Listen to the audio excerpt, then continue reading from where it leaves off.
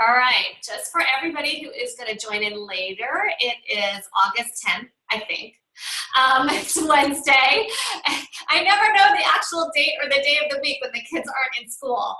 And it is new stylist training, and our topic today is going to be overcoming objections and also hostess coaching. And I am so excited that I have Renita on the phone with us. And so it may actually be more personalized to what Renita needs, but at the same time, that's fantastic because I think that everything that Renita is going to ask about, everybody else is asking about. So Renita, I did have things I wanted to talk about, but you brought up something that's very apropos to what we're working on right now. Everyone's really focused. It's so exciting that people are really focused on reaching out to a lot of people to get their 100 no's for August. And for people that have never done this before, probably the best thing I've heard, the biggest reason to do this is that you used to be afraid of a no, and now you're excited to get that no, right? There's actually a thin little book that I've read called Going for No, and it talks about the success of salespeople, and that the same thing that really used to bother the top performers are the same thing that bothers the people who aren't performing, and that is that fear of rejection. That is that fear of hearing the word no, and that you can switch your mindset and go after the no and realize that the no actually is very often a cry for help. I need more information. I'm actually scared. I have hostessing anxiety. I have fear that nobody will show up and I'm going to look like I'm unpopular or I'm going to let you down.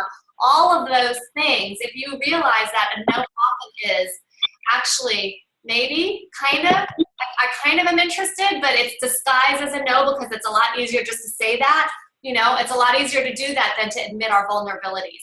So people are very excited now to go for that no, which is fantastic. We'll learn about the overcoming objections today, but just the fact that people are picking up the phone more or reaching out more is fantastic. So Renita, why don't you start us off actually with your question, because I think that is really what people want to know right now.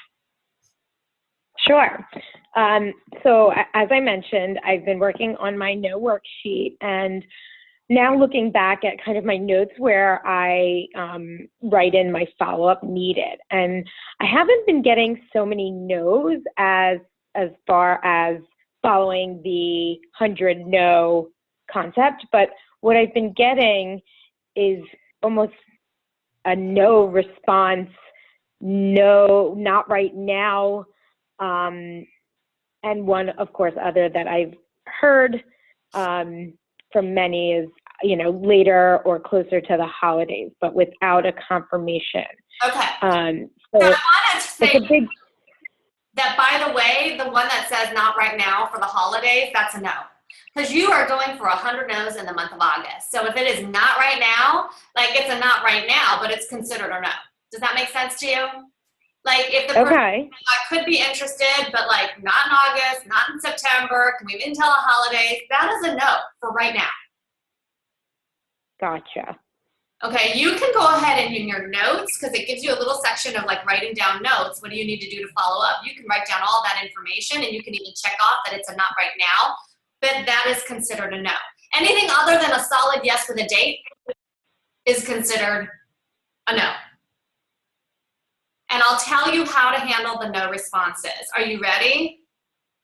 And I'm ready. I want you to talk to Haley about this because we discussed it in depth in our Start in 90 Zoom yesterday. And my partner in this is Senior Director Mindy Marshall out of Toledo, Ohio. And she shared her very fantastic 3 strikes you're out system.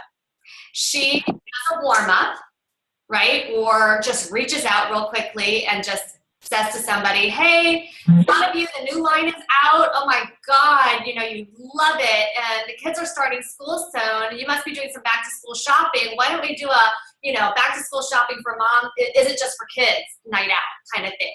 You know, what do you think? I've got this or this. Does that sound like fun? Right? Whatever she says, whether she sends an email, however she normally communicates with that person is how she's reaching out. Within 24 hours, she sends out another message if she hasn't heard back. So that's the second time. And she says, hey, just circling back to see if you got that message. I'm so excited to do this together with you. It's going to be so much fun, and I wanted to give you first dib on dates. Let me know. Right? Then she waits a few more days. So say she does it on a Monday. By Tuesday, she's doing the circle back. Right? So Monday is first strike. Tuesday, we're on to second strike already if they don't respond. If they don't respond, she waits several more days, and let's say now it's Friday. Friday, she's circling back to that person again. She does it all within a week.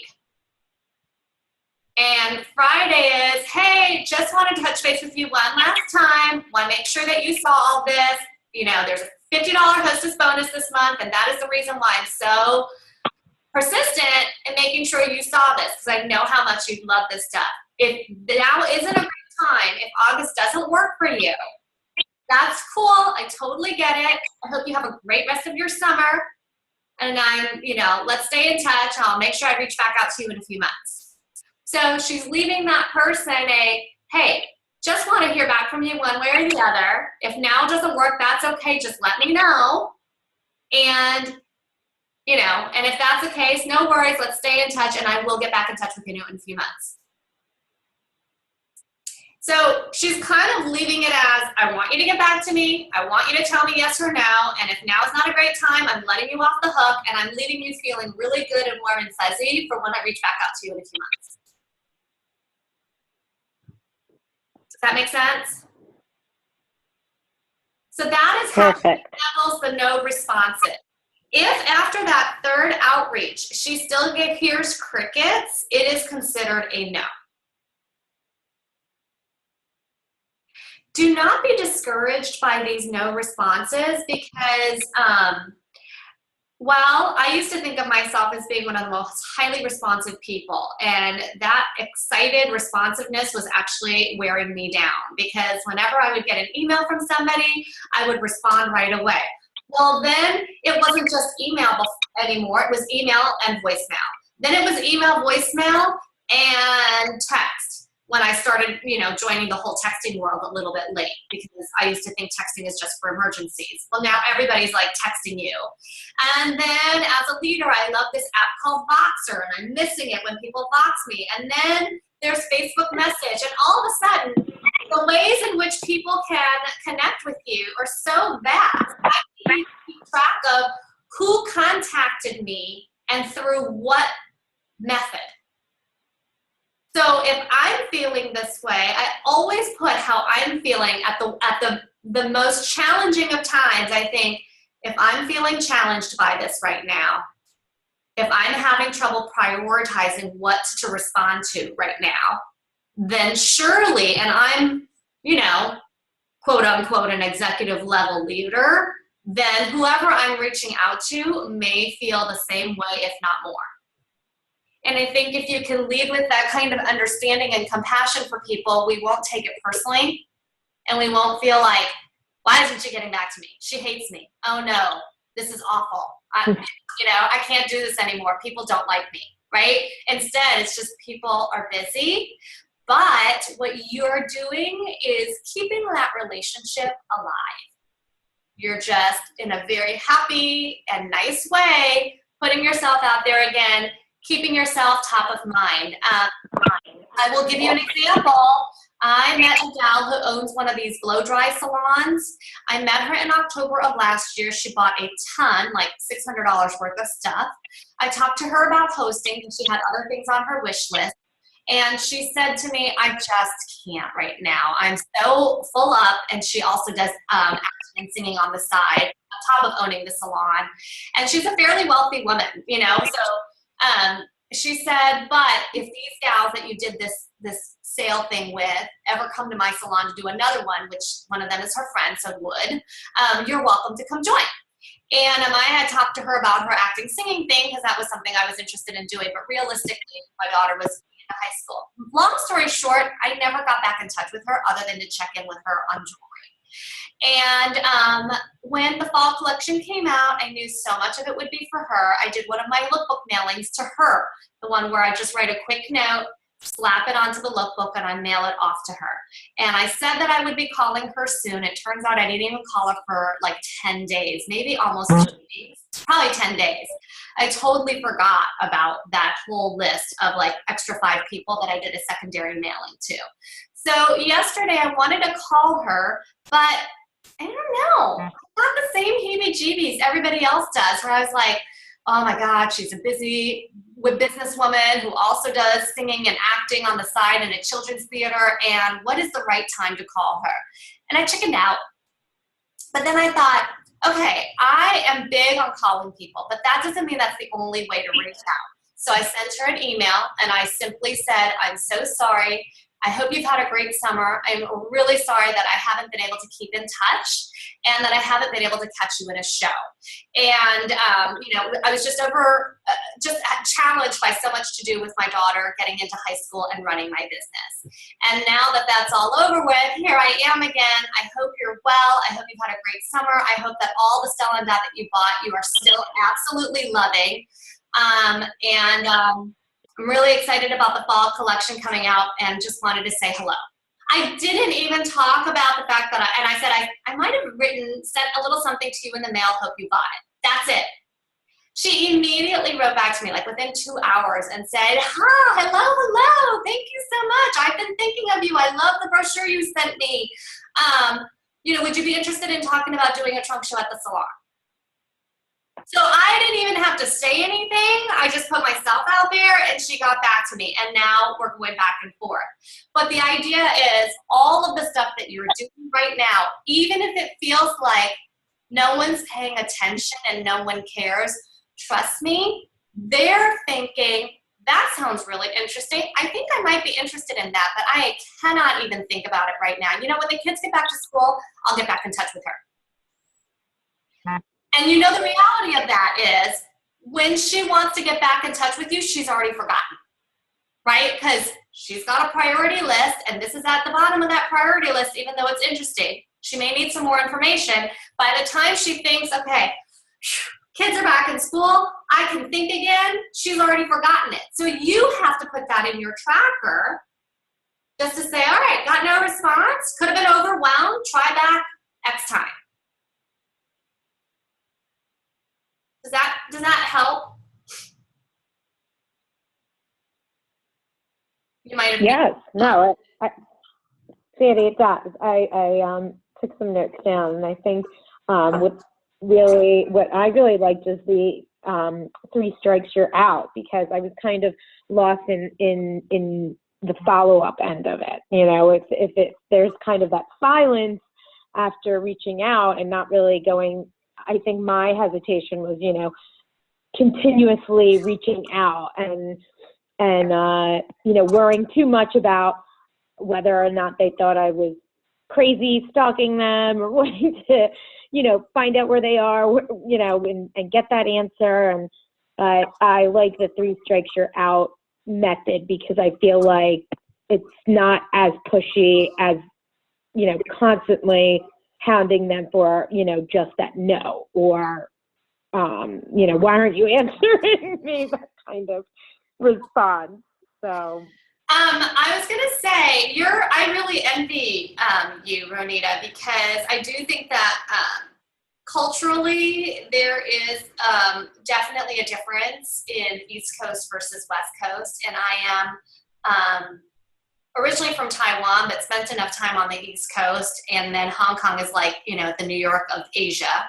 And then I moved to the West Coast, and there is a difference here. And when I was on the East Coast, I was far more, call it persistent or aggressive, if you will. But I think that was something that was appreciated and celebrated, and it was just part of the culture there. And so if you reached out to somebody 3 times within 1 week, like everybody else was doing the same thing, like you weren't going to get anywhere, you know, the early bird gets the worm kind of thing.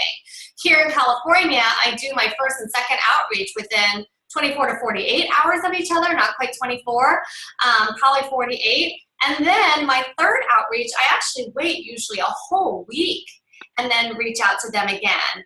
And that did not used to be me, or the kind of person I was when I was in outside sales. It's how I sort of adapted here. And maybe it's all in my own head, I mean, could be just in my own head. But I wish I were on the East Coast and could reach out to people all within 1 week. Then it's like my 3 strikes you're out is all done, you know? So I think it's great. Really good for you. I did want to touch on some common objections that we're having. Are you, when you have, you know, in the past, I know right now you're hearing a lot of nothing, but when you have reached out to people and contacted them and gotten a response, were there objections that you got where you kind of like, oh, I don't know how to handle this right here, right now?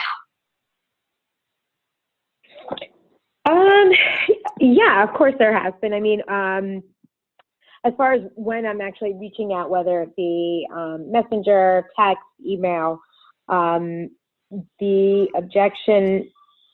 the other most common objection would be I'm just so busy with the end of summer, school coming up. It's just a crazy time for me. I'll definitely do something during the holidays, you know, but we don't lock in a date for the holidays. So I get that a lot. Or you know, maybe last month when I was reaching out to people, it was, I'll definitely do something in fall. So there's a few people that I've already reached out to that I haven't heard back from that had said I'll do something in fall. So I'm trying to get them on board. But yeah, that's another really common objection here for me. Probably the biggest one that we're all getting right now is I'm so busy I can't even think straight. You know, I can't even put one more thing on my plate kind of thing. So I want to handle that objection for you, but I want to backtrack a bit and share what I think will be truly your best way of overcoming objections. We talked about this yesterday on our Zoom for the Star 90 group, because everybody has different ways and different comfort levels of how they reach out to people. And, you know, Mindy doesn't pick up the phone that much. The phone is like a freaking 1,000-pound gorilla that she's afraid to, you know, wake up. And for me, I had sales training in the past where I literally pounded the pavement, walked in the door of strange companies, you know, and was expected to go to 40 businesses in a day and come back, and then the following morning basically call them. So cold calling for me was in person, like the kind of in person where you could get thrown out. That's what I did for many years. So the phone isn't that scary for me at all. But when I put that aside, what's scary for you, what's not? I mean, yes, the phone is scary to me in a way. I don't like to get rejection either. I don't like people not remembering me. When I represented a company, it wasn't just a company, right? I represented a company. I loved what I did, but it was a business-to-business sales. And, you know, I hadn't met the actual owner, so how could they quite remember me? There wasn't anything about that. This is our business, and we're building relationships, people. So I'd be lying if I said that I don't have a little bit of fear around that. I'd be lying if I said that my feelings don't get hurt when people are like, who are you? And I thought I had a great conversation with them like a month ago at that trunk show, and they can't even remember me, you know? But I've taken all these notes on trying to remember them, and I had to remember 12 people, but she only had to remember me, and she can't remember me, right? So, like, I have crazy stories playing in my head too. But here is what I know to be the absolute truth. When we text or Facebook message or write an email, we are taking our intention and our voice and enthusiasm and also our compassion completely out of the equation. When you write, no amount of words, no amount of caps, no amount of exclamation marks can quite convey what you can do with your own voice. And I really believe that that is one of the reasons why I may have a higher rate of success in booking. It is because I don't hide behind just reaching out via email or just reaching out via text or just reaching out via Facebook message. That I believe in our business as a tool to connect with people in a world we're not connecting so much anymore, so it's even more important. And when you are overcoming an objection, when someone says to you, I'm so busy, that is not something that you can overcome with like one sentence that you type back. You know what I mean? Or even 2 sentences that you type back. Really, the kind of success that you most get is when it's sort of this back and forth and back and forth. So like you say to me, I'm so busy, right? And I will usually use that feel, felt, found response where you say, I know how you feel. I have felt the same way. The reason we do that is just like, you know, parenting 101, you want to reflect back to the person that you hear them, that you heard what they say. So kind of like putting yourself in that empathy section. Hey, I understand how you feel. I feel absolutely the same way, or I have felt the same way, or you can even say many of my previous hostesses have felt the same way. It just depends on the situation. And then if somebody's saying to me, I'm so busy, I'm like, you know what? I totally understand how you feel. It seems like it should be actually a little bit less busy when the kids aren't in school, but then you have your trips and you're packing and you're doing laundry and then you're unpacking and you're doing laundry and then you're going on another trip and then you're getting the kids ready for camp, and it almost seems like it's even, sometimes it feels like it's even more than when it was during the school year, right? I am not booking a trunk show right now. I totally empathize with you. I know exactly where you are. Let me spit that out a little bit and like detail it. Are you with me? Right? So then she's getting into the yes. Part of that is, again, human nature, right? Misery loves company. So when someone starts to detail how miserable they are, and then there's the I'm going to one-up you. You ever hear that, Vernita, when people are like trying to outdo each other on how bad their lives really are? Let me one-up you on this. I got that, and, you know, I'm going to double down on your challenges right now. So they're going to double down with you, and they're going to tell you what it is. You're like, that's when I go, you know, most of my hostesses, and I like to say it that way because I don't want her to feel like I'm telling her what to do. I want her to think about being a hostess. I keep wanting to say that name. You know, I know exactly how you feel. And as a matter of fact, so many of my hostesses who felt the same way that you did realized, geez Louise, man, mama just needs a little bit of me time. I don't need a wild girls night out. Just need like an hour and a half of just like fun and funny with my girlfriends and pretty and happy and talking about our summers and maybe even commiserating, but just like having wine and just some time to me. And that is actually the reason why they did a trunk show, especially when they realized that I was going to do all the work and I did the invitations and I sent out everything for them. And, you know, all they had to do was figure out who's coming and what wine they're putting out. And if they really wanted to get fancy, they could put out some crackers and cheese to go with it. But at the end of the day, people want to drink and they want to talk and they'll play with the jewelry. Like, they loved it and they loved that 90 minutes of me time. I think you should do the same thing. You're going to feel so much happier. What do you think? Yeah, I like that. Right? So maybe it actually takes a little bit more, right? Because we're kind of doing this in a vacuum. It's not a true situation. But sometimes the discussion or banter goes back and forth. But I think that if you are relaxed about it and empathizing with somebody, and showing compassion and understanding and adding a little twist of humor if you can, then that person's like, okay, like really, my life is how tough? I mean, come on now. Let's all just like take it down a few notches. I've got 10 fingers, 10 toes, all my limbs, my kids are healthy, life is good. You know what I mean? So I think that the feel, felt, found response to every objection is really important. And to remember that every objection is truly kind of a smokescreen and the person just needs more information. And if after that, they're still like, you know what, I appreciate it, you're right, I actually would love some me time. I can't fathom it this month, but when the kids start school, I would totally love to do it. You're trying to go for August. You can't go, then that's when you can say to her, okay, you know what? I'm so excited that you want to do a trunk show. I'd love to do it whenever you want. I feel like I would be doing a huge disservice to you if I didn't tell you that rarely do we have this, but right now we have a hostess bonus through the end of August. And that means you're going to get an extra $50 in style rewards. So let me just give you an idea what that actually means before you completely write it off. Let's say your trunk show has, I don't know, 500 in sales. That means you normally would have gotten $100 in free jewelry and free things at half off. But with this bonus, you get 150. That's a big percentage jump. Even if it's 1,000, you're getting 250 in free jewelry normally, so now it's 300. So you can see why hostess bonus is such a popular thing.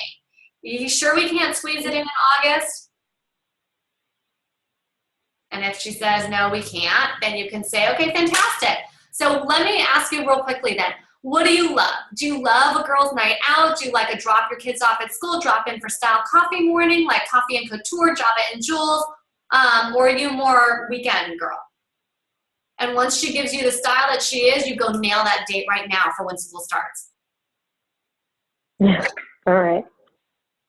Yeah, if somebody's trying to book November with you now, I can totally understand why you're not actually booking it, but get that date for that September trunk show right now. Don't wait.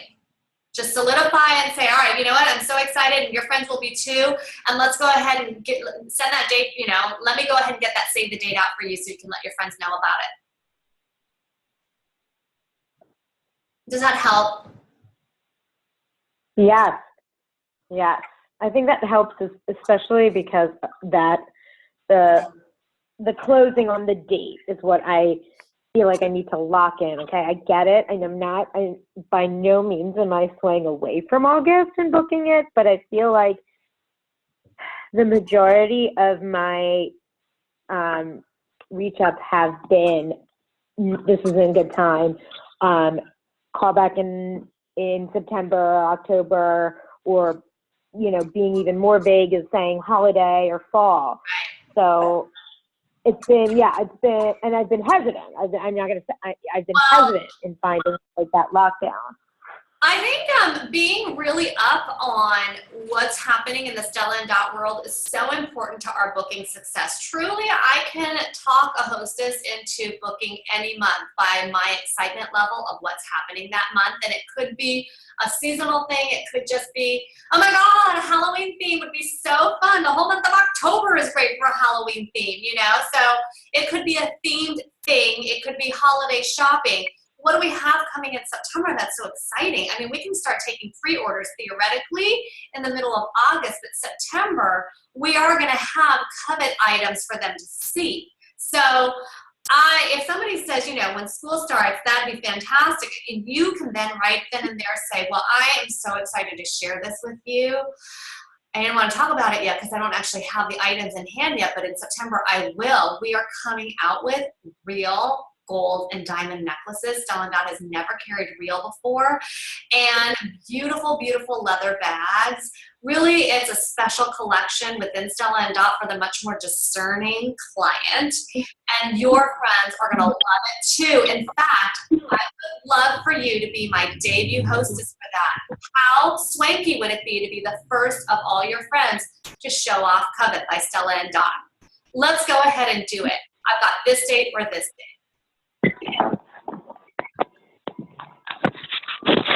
How's that sound? Sounds awesome. I hear a lot of paper moving and maybe pen writing. I'm not sure. I am, absolutely. Can't write fast enough. Don't worry, I'm recording this. You can listen to it again. Oh, that's right. But so overcoming objections is, and I'm really passionate about this because I think a lot of people think I'm a little bit of a weird duck, and yeah, it's okay. I don't mind being an odd duck. I think being an outlier is really what it takes sometimes to be super successful, and I'm happy to be an outlier.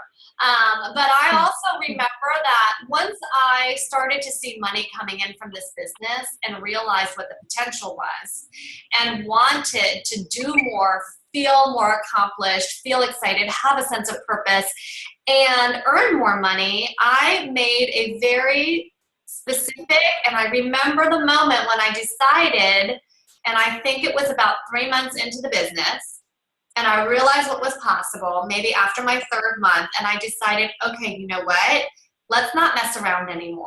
I run this company, but I'm also the star employee. And if I was working at a company and I wanted to get the Rookie of the Year award, or I wanted to get a great promotion, what would I have to do? And it means that I have to be a master of my craft. And when you're a stylist, being a master of your craft is being a master at booking.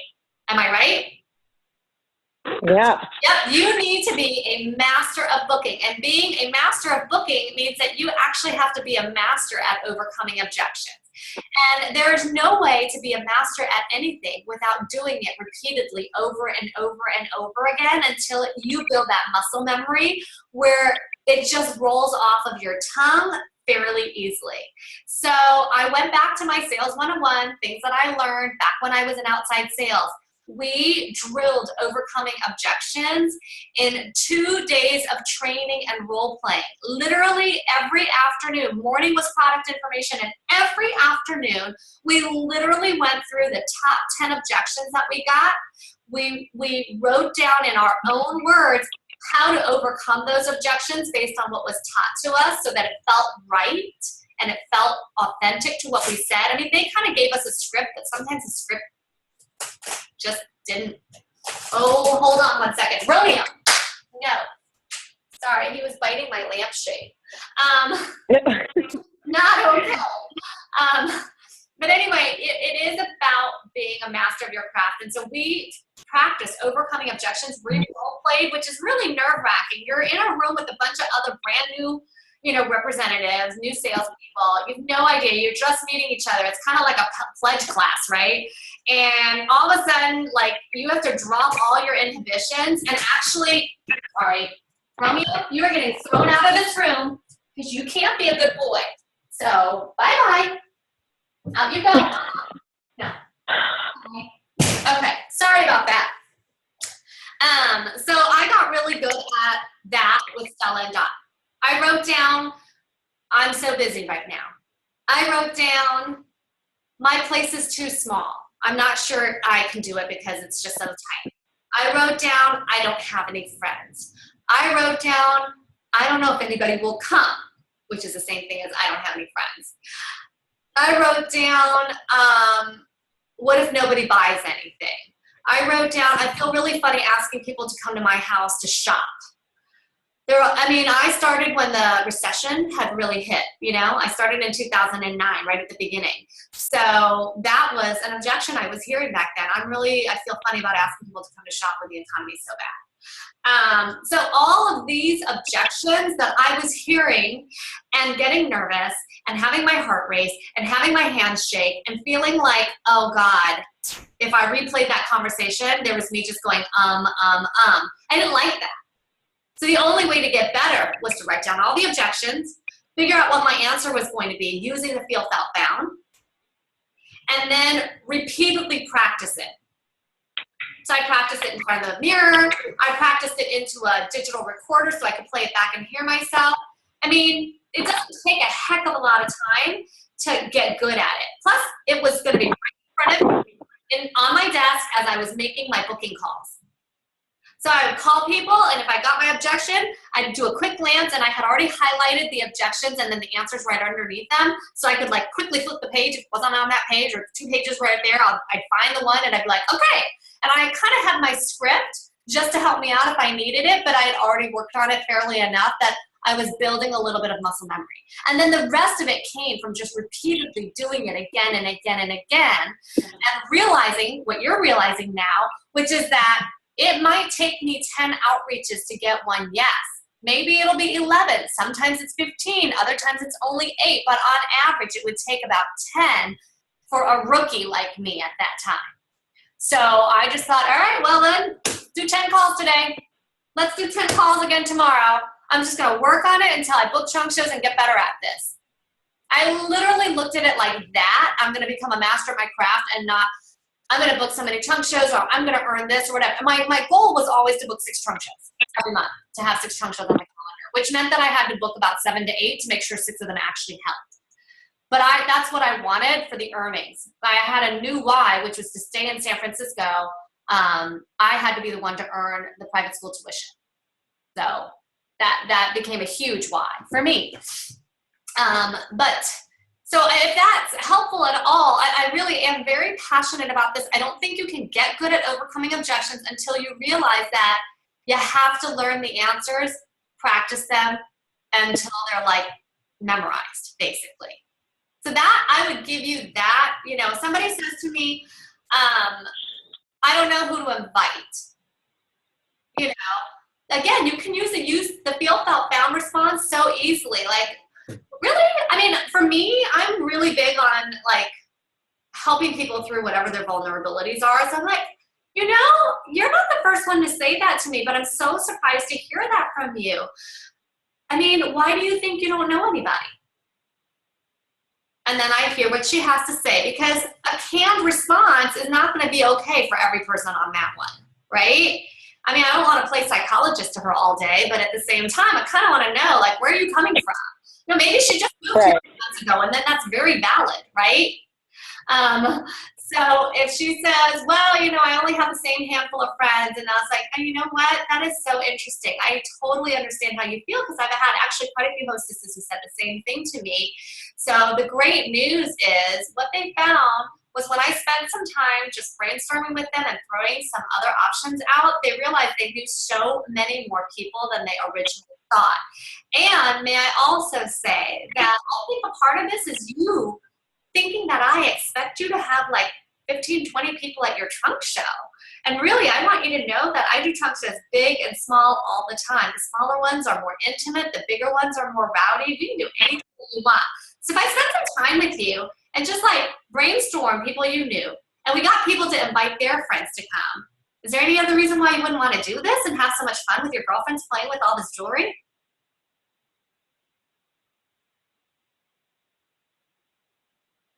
And then when you ask a question like that, you literally want to have that uber pregnant pause that we just had there, because you don't want them to be the first person to speak. I mean, first person who speaks in sales loses, meaning that if she speaks, she's going to give me what I want. But most importantly, it's like, I truly believe people want you to help them through that. They actually want to, but they really feel so, I don't know, pressured to perform. Do you know what I mean? So the same thing if somebody says, you know, my place is too small. I hear that all the time, because I live in San Francisco. You know, I'm sure that happens with people who live in New York City too. They think their places are like shoeboxes, which they are, by the way. But I've done things in a really, really, really, really, really tiny studio apartment. So when you've done that successfully, no, it's not a big deal. It's not about the space, right? So when someone says, oh my God, you know what, I'd love to, but my place is so small, it just wouldn't work. She's actually telling you that and wanting you to tell her otherwise. And you can say, you know what, that is so funny you're saying that your space is so small. I totally understand how you feel, because I have had other hostesses who said the same thing to me. And would you believe that what they found was, when they actually did the trunk show, is so fun because everyone's right there in the same room, which really increases the fun factor. Because you know what? When Sue saw that Chris was wearing that necklace and it looked so good, she was like, oh my God, you look fabulous. And then everybody else in the room heard it because everybody was right there. And they were like, oh my God, let me try it on. And it was crazy. The sales were awesome and people were having such a great time. It's really not about space. I mean, I've done a trunk show in a, you know, studio apartment where we put the jewelry on the bed and on a tiny little table, and some people who wanted to sit sat on the floor. It was just cool and relaxing and so low key and not fussy at all. Like exactly what you want a Stylist trunk show to be. So if that's the only reason, girl, we gotta get you on the calendar. What do you prefer? I don't even want to check in with her anymore to find out if she really, you know, feels positive about that. I'm just gonna go right into booking with her. She needs that confidence from me. Mm-hmm. Part of what you're hearing from me, Ronita, is that I've done this so much that I know what to say. But the other thing that you're hearing, and I think that's even more important than the words that you're saying, is confidence. It's just confidence. And confidence comes from doing it. But sometimes when you're not confident, you just have to act it. You know, act your way into the feeling. You just have to act confident.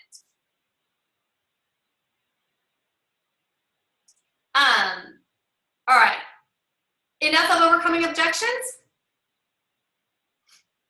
Yeah, no, it's been great. I feel like I've gotten a lot from this conversation, and definitely feel like I'm going to be following up more than half my list that I've gotten through, and that's about 11 people that I've reached out to. But I'm looking back, and more than half of those people have responded, yes, but later. So I feel like I'm just going to go back and follow up tomorrow, and hopefully come back with them with a lot of what we've talked about today. So I'm so excited that you're super ready to like go back and follow up with them. I think that's fantastic. I would love to make a suggestion, which is that if you know that those are the, like, make sure you're parsing out the people who said holiday versus people who said later, as in like when school starts. Because if you want to get in touch with those people, absolutely, I wholeheartedly agree. Go get those people who said when school starts. But for people who said something like holiday, like, don't waste your time right now on them, because I bet you have so many other people on your list that you can start reaching out to, warming up, following up. I know, and you've had some really successful trunk shows. So have you gone back to the people that have attended all your trunk shows since you joined? I have not. No. I actually with my try this on for size. Oh, go ahead. Oh, you were saying try the phone call side? No, I was gonna say try this on for size. Like one of the reasons why I book from the phone so much is that I actually do customer service calls, and I really want to retain people's business. So I call them right after they receive their jewelry, like within a week after that trunk show, a week to 10 days after that trunk show, I am calling. Hey, it's Sandy, your favorite Stylist, ha ha ha, just checking in. I know, and I hope to hear their voices, and I play little games with myself. Sometimes I'm in the mood to leave a message. And other times, if I knew somebody that I sort of circled around talking about booking trunk shows with, I'll call, and if I get a voicemail, I won't leave a message. I want to get them in person, so I'll call the next day, and I'll call at different times. But if I've tried 3 times and I keep getting voicemail, then I'll leave a message, and I'll just let them know I've been wanting to just check in with you and was hoping to talk to you because I wanted to hear how excited you were about your jewelry and that you're wearing it and getting loads of compliments already on it. So since I since I can't get you on the phone live, please give me a call back and let me know I'm at such and such number. Can't wait to chat. That's it. Okay. If I hear nothing from them, then I call them back like a week later and say, okay, hopefully you got that message. Hopefully everything's okay. Sometimes when I don't hear back from people, I get a little bit like a mom and worry, and I don't want to worry. Also, I know we talked about the fact that, you love so much and you had other things on your wish list and you would be interested in doing a trunk show. So I wanted to tell you more about that because it's so simple. Give me a call back just to let me know everything's okay.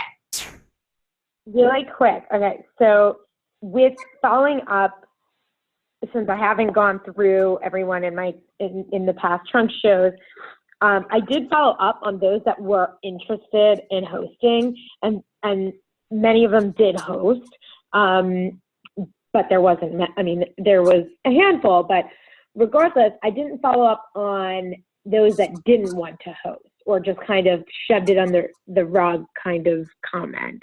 It wasn't really, it was left almost blank, or they said maybe, or maybe one day, or even a flat out no.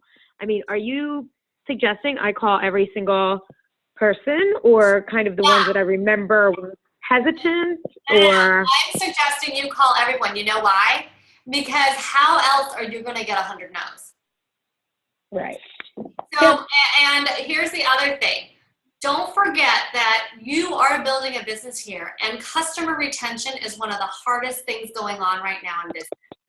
So the only thing that is going to set you apart from another brand, or, I'm sorry to bring this up, but worse yet, another Stella and Dot stylist is, do they remember you, and have you checked in on them, and do they get personalized service from you? So I do think it's absolutely imperative to send a message to somebody. Now, I know a lot of people do the emails from Dottie, and if that's the only way that you can do it, then do that. Instead of doing nothing, do that. But for me, what I typically do is anybody who spends over $150, they get an immediate email thank you note the day after. Not a handwritten one. I do not have time for that, but I will send them an email saying how much I had fun with them, really enjoyed talking to them, can't wait to check in on them when they stuff gets there. Thanks so much. Then that's already my like second time letting them know, because at the trunk show I've already said, hey, I'm not a one-night stand type of gal.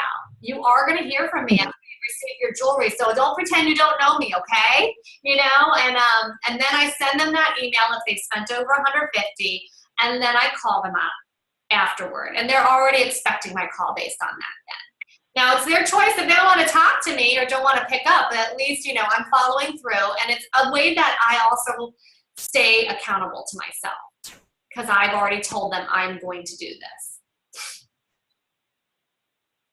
So and I learned this from Jessica. Jessica said this to me, all of us really, right at the very beginning. You need to check in on your customer. You want them to have a lasting impression of you, because you're the stylist and you make the difference in that trunk show. And here's the other thing. I've had people who never indicated to me that they would be interested in doing a trunk show. I may have asked and they may have said no at the time, or I may have not asked because I just like, I mean, let's be honest a little bit. If you don't have a stellar personality and I'm not totally drawn to you, or I don't see that you're just loving the jewelry, I may not be interested in booking a trunk show with you either, because I'm like, whatever, right? But then they come around and want to do a trunk show when I check in with them. It's happened to me so many times. I mean, so many times that I can't recommend this enough. Right. That sounds awesome. I mean, I hope so. It kind of gives me like that light at the end of the tunnel right now. So, well, you now have probably, you know, 100 more people for you to reach out to, which is really exciting. But there's nothing wrong at all to call and say, hey, it's Ronita. I met you at so-and-so's house. You know, you've had your jewelry for a few months now. I just wanted to check in, make sure you're still loving everything. Have that as a way to start the conversation. And you can tell, Ronita, right away, whether someone's warm or cold on the phone. So if they're not answering, you're not leaving a message. You're not leaving a message. You're just leave a message. Why not? It's going to take you 10 seconds to say, hey, it's your Stylist from so-and-so's trunk show. I just wanted to check in on you, make sure you're still loving your jewelry and everything's going great. Hope to hear from you. I'm at this number and, you know, just wanted to keep in touch and make sure you're happy. That's it. Like, is that a travesty? Is that a crime? No. Right? And if you leave that and they don't call you back, fine. You can circle back, you know, a month later and call again. You can also, you know, circle back a week later and say, by the way, I don't know if you got that message, and I did call just to check in, but I also wanted to let you know our fall collection is out. Would love for you to let me know, you know, if you want to see it in person. I do personal styling sessions as well. Like, any way you can open the door a little bit. But I feel like that's a way for you to go through and kind of get 100 no's really fast. You don't have to keep, because I think the problem that we all commonly have in the very beginning as a stylist, and when I say the very beginning, it could be a whole year, but a common situation is that we get so caught up with the same people. And the moment someone says to us, yeah, that sounds really fun. I can't do that right now, but I'd be really interested in doing that, like later on after school starts or when the holidays come. Is in our minds, we're like, hot, she's hot. I'm going to get her. I got one. I got a live one. I'm going to book her, right? In our minds, it's already a done deal. It's a booking, and it's not, right? It's not until you have signed, sealed, and delivered a date and a time. But we think that that's so hot, and we want that, yes, so badly. We're ignoring the other 90 people we should have been calling, because we got these 10 hot people. So right now, I'm giving you permission to ignore your hot people and go with your cold people, because some of those are going to warm up, if not become fiery hot. Yeah, I'm going to go through my whole order list, because I'm just going through it as we're speaking right now. And oops, my phone is dying. And I feel motivated to do it, like now, because I didn't. I mean, besides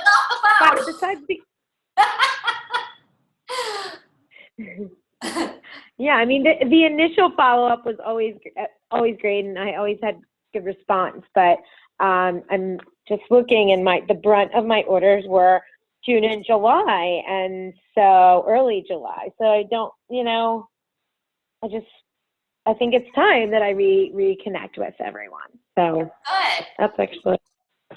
Well, we've spent so much time on the phone already, and I hope this was fruitful for you and for everybody else listening in. I don't want to take anybody's time any longer with doing a hostess coaching system. So I am either going to shift it to next week, not next week because I'm out next week, the week after, or I will put an email together and send it out to the whole team on my entire hostess coaching system. And then this way we can keep this just becoming attraction. Sandy, can I ask you something kind of offline? I don't know if anyone else is listening, but do you want me to stop recording, or is this something people will probably want to know as well? I don't know. Whatever, just go for it. Okay, it's about hosting at events, like vendor events or charity events, things that aren't really that planned ahead, or if they are, it's just it's set up as a mystery hostess. How have you maximized your sales in a show that you're really not sure what people are shopping there for? Do you know what I'm trying to say? Yeah. I have so many. And how do you make yourself stand out? Okay. There's a couple of things. I'm not big on gimmicks. There's actually a whole lot of stuff on this, probably on Stellaverse, where it used to be shared. The S&D Extraordinary page, I know at some point people were sharing information there as well. Okay, I'm going to give you sort of my top pointers. So first of all, maximizing sales at a vendor show just doesn't typically happen. Not typically. Okay? Okay. Because the vendor show I would do as a way to reach new people and meet new people that I haven't met before, trying to open up a new demographic for me, right? Or a new area where I don't know anybody. So that's why I will do a vendor event. Now, there are different types of vendor events. So what I was just talking about would be something like a bridal show or a professional women's expo where they have some vendors there. Or, some other show where it's like 8, 10 vendors all in the same place. Now the ones where, let's say you're at, for lack of a better example, let's say you're at a country club and it's a women's luncheon to raise money for something or to raise awareness for some organization. And so there's a speaker and stuff, but they also have a shopping component. Those tend to do better, but of course you have to pay to be there. So whenever I participate in a vendor event, it's costly. And I often don't even make back the investment of my donation or the cost of the table. However, I do it so I can meet people. That being said, I do absolutely try to stand out. I also want to be very clear on this. I have never done more than 2 vendor shows a year. Maybe I will up my game and start doing 4 a year, so basically 1 a quarter, but I'm not big on doing that because I have a fairly robust business of my own where I'm constantly out meeting people. I think that the one specific way that you can set yourself apart from other people is to get out from behind your table. If you are waiting for people to come to you, you're just competing against everybody else. At a trunk show, you're the only entertainment. But at a vendor show, you're got to fight for your right to party. Like everybody else is around you, and they may be interested in this or that. So I get it from outside my table. So when people come up or come nearby, I talk to them. Like, hi, how are you? What are you here specifically for today? Or have you ever been here before? Oh, have you heard of Stella and Dot? And I keep trying to get them to come on over. Or I see somebody wearing something that would look fabulous with one of our necklaces, and I say, oh my gosh, I have to stop you because I have this perfect necklace for you. I just have to show it to you. Like, I think it'd be fantastic, and I'm dying to put it on you like right now. And if she like gets a smile on her face, she goes, really? I'd be like, yes, do you mind? I just would love to see how this would look together.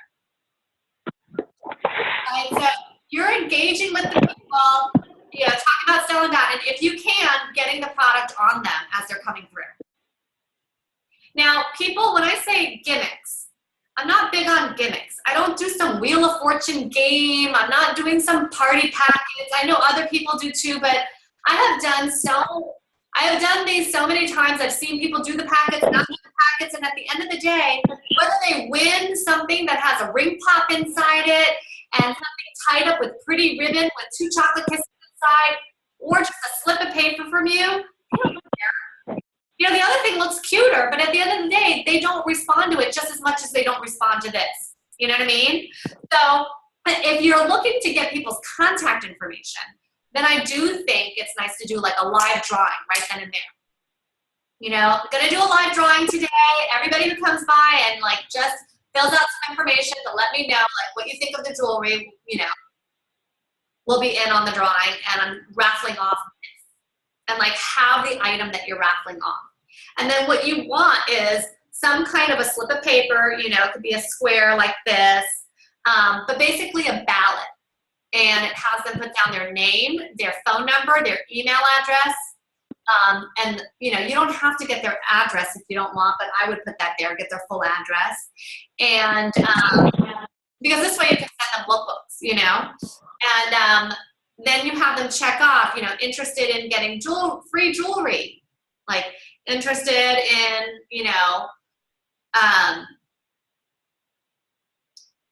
interested in, you know, a girls' night, like just things that basically talk about a trunk show, but like try to find out what their interests are, you know, so you play to that interest. And, you know, interested in, you know, becoming a stylist and earning great part-time income or whatever it might be. So you have all these different things on a ballot, interested in getting a lookbook. So you're not just giving away your lookbooks there. It's like so much for you to tug, but then you're happy to mail it to them. So then they just have to like check it off and stick it in and, you know, they can earn the drawing. But then you have to follow up with those people.